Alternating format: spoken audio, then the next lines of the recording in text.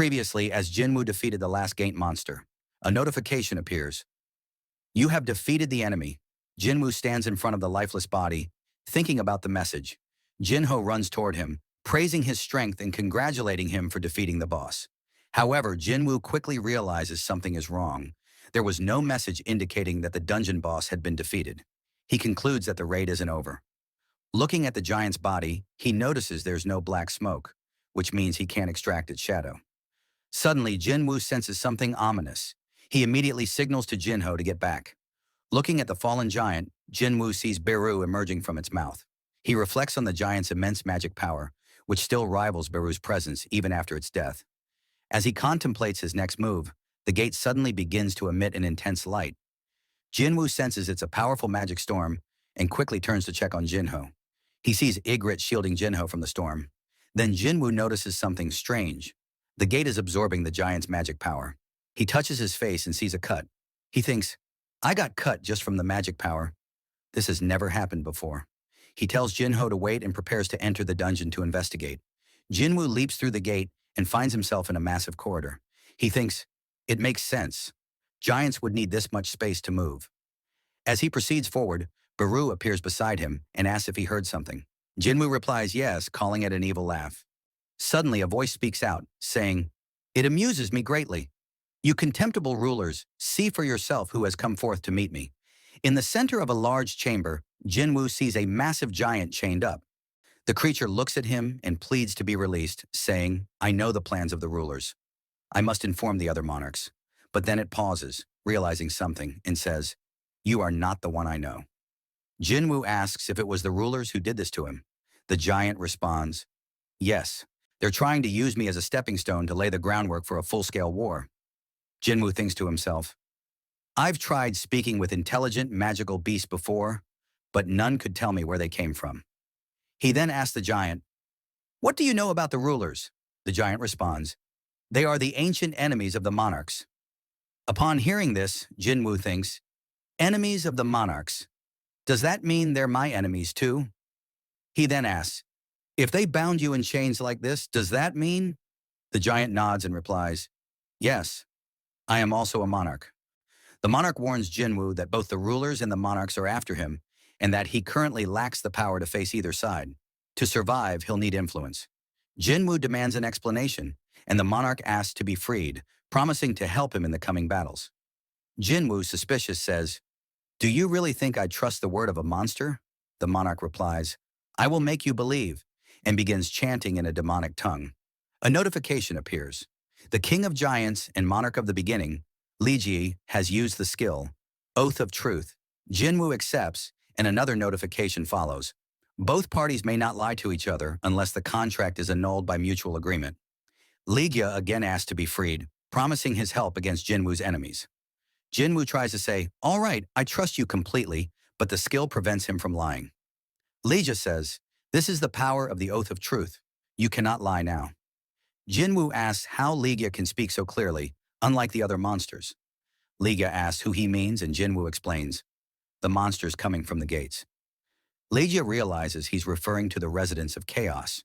He explains that those creatures are stragglers who were captured and imprisoned by the rulers for so long that their minds eroded. They lost their intelligence.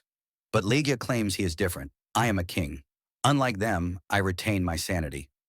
I endured countless years waiting to be freed. And then I met you. Jinwoo then asks if the silver-armored winged beings are part of the ruler's army. Ligia confirms they are. Jinwoo presses further, asking why the rulers are sending monsters to attack humanity. Ligia answers, I told you, they're preparing for war. They want to turn your world into a battlefield to fight the monarchs. Jinwoo asks, how does sending monsters achieve that? Ligia explains, they are injecting magic power into your world, little by little, to transform it into a suitable battlefield. With that, everything finally clicks into place for Jinwoo. If the monsters that emerged from the gates were disasters, then the magic energy they brought was a blessing. Most civilians and hunters believed that magic stones and gems were the greatest sources of energy, but these were only laying the groundwork for war. Ligia explains that using the blood of those who possess magic power is the most effective way to plant magic into a world that lacks it. The rulers used the captives they had taken, and now the magic energy is concentrating on Earth. This magic will strengthen the planet, making it capable of withstanding the immense shock of a coming war. Jinwoo asks what war Legia is referring to, and Legia answers. It's the rematch between the rulers and the monarchs. The world Jinwoo lives in will become hell, and much sooner than he expects. He warns that there isn't much time left. Once either side realizes that contact has been made, neither the rulers nor the monarchs will remain silent. In fact, the rulers may already be on the move. Jinwoo asks, "Why do you keep making it sound like they're after me?" Legia responds, "You really don't know. The power you possess isn't truly your own. The fact that Jinwoo has inherited that power means its original owner has betrayed the rulers, marking Jinwoo as an enemy to both monarchs and rulers alike. But Legia swears he will fight alongside Jinwoo." Jinwoo replies, "If you really want to help, it would be easier if you just became a shadow soldier." At that moment, Legia glimpses something behind Jinwoo, the figure of the shadow monarch. For a second, he sees the presence of a true monarch and realizes something. He tells Jinwoo that rulers and monarchs are bound to spiritual forms. When they die, they can't become shadows. Legia then asks, "Was that enough to convince you to help me?" Jinwoo draws his weapon, slowly approaching. He understands the situation, but something feels off. He senses he's missing a crucial detail. As he begins to free Legia, Jinwoo asks, "You said you'll stay by my side, right?" Legia replies, "Of course. If you help me, I will help you. This is a fair and absolute deal between monarchs." But Jinwoo, still wary, asks, "Are you on the human side?" Legia remains silent. Jinwoo repeats the question, "Why aren't you answering? Is it because of the oath of truth?" Then Jinwoo notices something. There's a magical crystal embedded at the back of Legia's neck. He realizes, as long as that stone exists, you must be hearing the ruler's commands, just like every other monster, telling you to kill humans. Legia lunges, but Jinwoo dodges, saying, "The deal's off." He stabs Legia through the chest. "You're too dangerous to let live. You could become a calamity." Legia, wounded, looks at Jinwoo and says, "You're wrong. The true calamity is you." He tries to attack again, but Jinwoo is faster. He strikes back, though even that isn't enough to kill the monarch of the beginning. Using his last bit of strength, Legia warns Jinwoo, "As the battles between the people of Earth and the residents of Chaos grow more frequent, the world will become a more intense war zone. I pray that everything you hold dear turns to ash, burned by the karma of war." Jinwoo finishes him with the final blow. It won't go as you hope. A system notification appears. "You have defeated Legia, one of the 9 original monarchs." It adds that a great amount of experience has been earned, and it may take time to process. Jinwoo picks up a piece of metal from the ground and mutters, "Too bad I didn't get a shadow soldier. But I'll take this as a souvenir." As he exits the dungeon, another notification pops up. "You have reached level 122. The scene shifts to America, where a helicopter lands. Director David Brennan and Ms. Sellner step out and are greeted by one of the national-level hunters, Christopher Reed. Christopher, surprised, says, "I wasn't expecting visitors today." Director Brennan replies, "I have something important to discuss with you." Brennan requests privacy, and Christopher instructs his secretary not to let anyone near his room until his guests leave. After they sit down, Christopher asks, "What brings you here?" He also mentions that he won't be joining the S-rank gate raid that has appeared in the East. Ms. Sellner calmly tells him, "That's not why I'm here. There's a more serious problem," she warns him. "You may be murdered in the future." Taken aback and angry, Christopher responds, "I haven't forgotten what you've done for me, but we're not close enough to joke like this." "Just who the hell are you talking about?" Ms. Sellner replies, "I had a dream about you." She tells him, "In my dream, you were surrounded by men." Christopher, skeptical, tries to cut her off. "You came all this way just to spout this nonsense. Over a dream," he adds. "I know what you used to do before you awakened.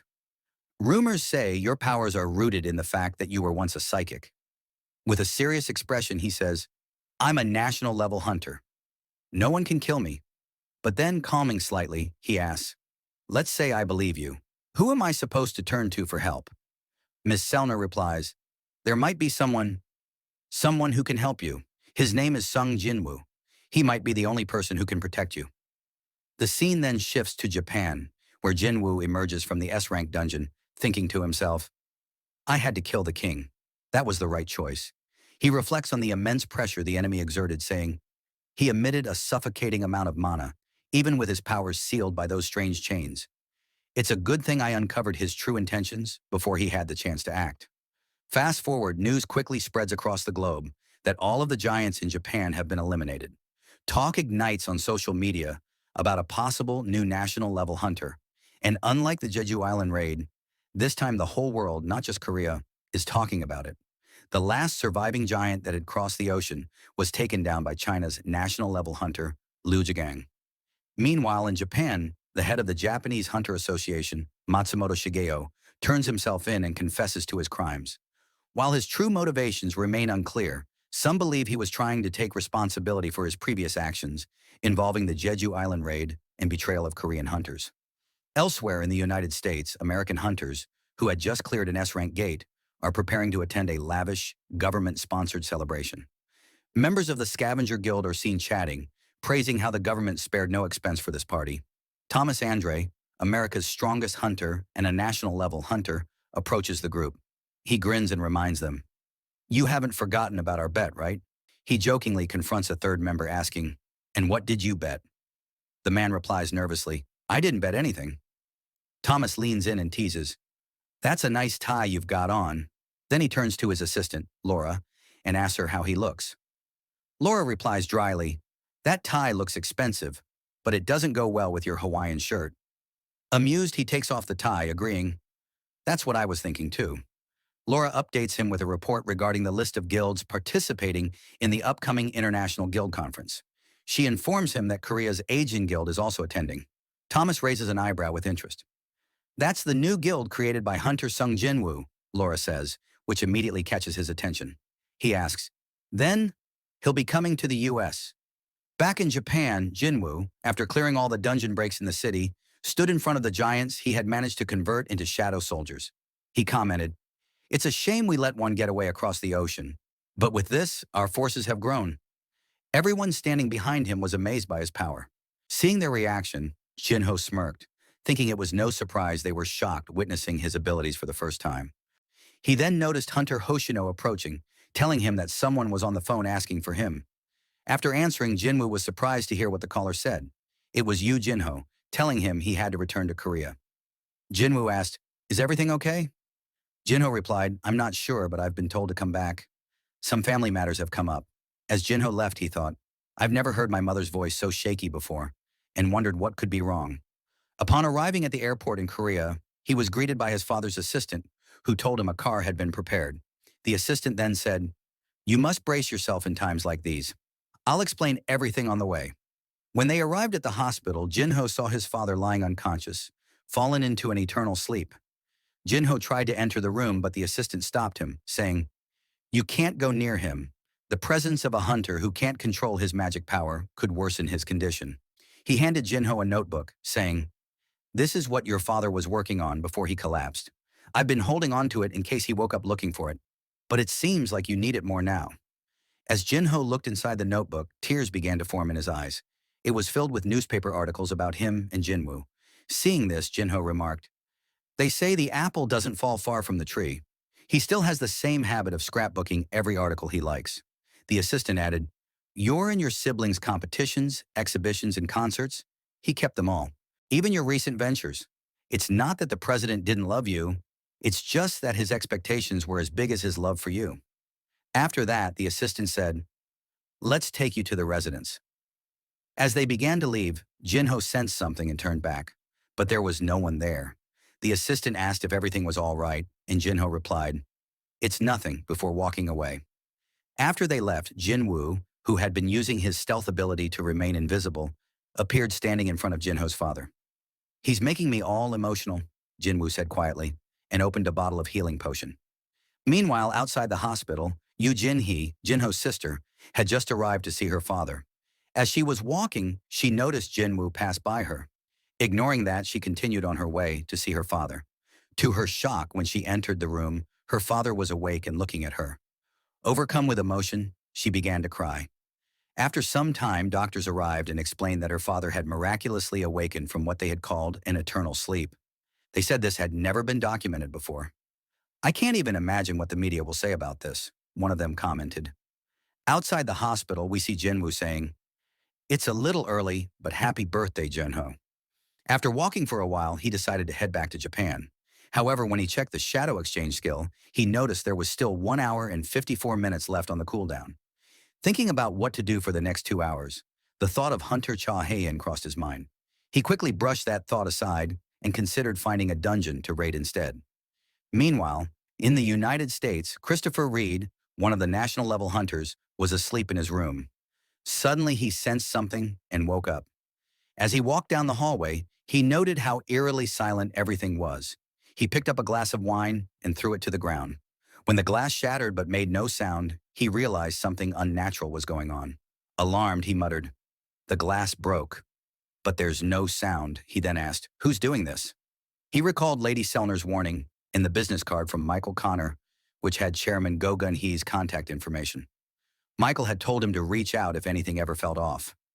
Christopher began to wonder if Michael had predicted this situation.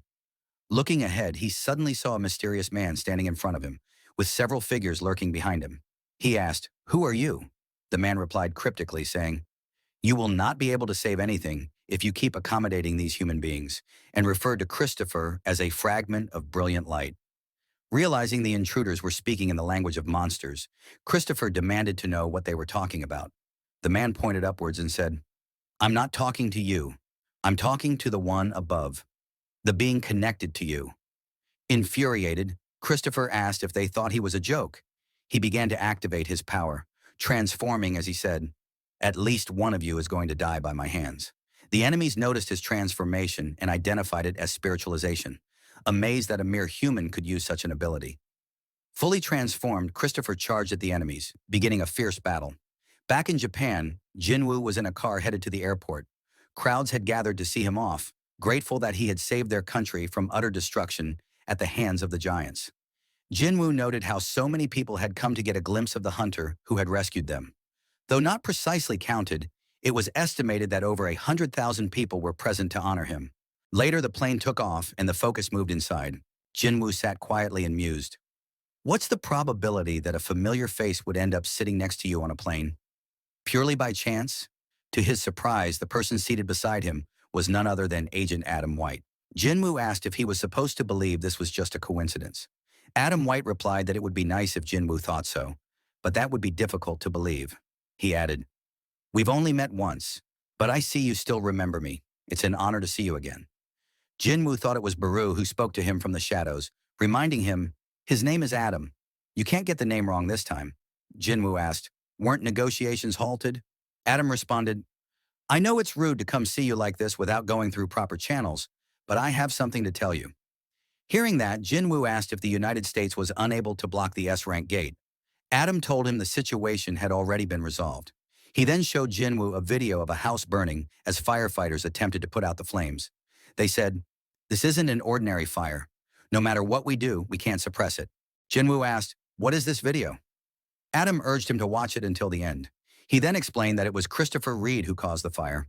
A total of 1,800 firefighters and 14 top-class hunters were mobilized to extinguish the flames he created. Jinwoo asked, "If there was that much fire, there must have been a battle. Was Christopher defeated?" Adam nodded. "Yes, we can hardly believe it either, but he's already been killed." He then pulled out a picture saying, "This is the person the Hunter Bureau considers to be the most likely suspect." Suddenly, Adam was lifted into the air as Jinwoo sat there, furious. He demanded, "Is this supposed to be a joke? I assure you, you won't be walking out of here on your own 2 feet." Adam stopped the agents who were preparing to attack Jinwoo and clarified, "The person in the picture came out of a dungeon. He may not be who we think he is." Jinwoo asked him to explain. Adam said, "His magic power is the same as that of monsters. He attacked our S-rank hunter during an interrogation. Do you remember the explosion at the Hunter Bureau a few months ago? The one that made headlines worldwide?" Jinwoo asked if they thought this had something to do with his father and let Adam go. Gasping for air, Adam continued, "He knocked out our hunters and went into hiding after that. The Hunter Bureau tried to track him in secret, but it's as if he evaporated. No trace of him was found." He added, "I understand how you must feel, but he meets every requirement to make him a suspect." Jinwoo asked, "Why are you showing me this picture?" Adam explained about the International Guild Conference. At the New Bern Conference, where representatives from famous guilds around the world gather, the U.S. Hunters Bureau plans to distribute his wanted posters. This means the investigation will no longer be secret. We lost a national-level hunter because of this. The association will do everything in their power to find the culprit. We want to maintain a good relationship with you, which is why we prepared this meeting, to inform you before posting the bounty publicly. He added, it would have been shocking for you to see your father's face on the screen at an event you were invited to. Jinwoo was deep in thought, struggling to process the revelation. His father, missing for 10 years, had somehow returned as a monster. The thought unsettled him. One of the hunters approached Adam White and asked about his condition. Adam, still slightly shaken from Jinwoo's display of power, assured the hunter that he was fine. As he observed Jinwoo, Adam couldn't help but be impressed. Telekinesis was a skill many high-tier magic hunters could use, but their abilities were typically limited to simply moving objects. What Jinwoo had demonstrated was on a completely different level, something only national-level hunters were usually capable of. It became clear to Adam that Jinwoo was, without a doubt, the 6th national-level hunter, a fact he knew he had to report to the vice director immediately. The episode ends here.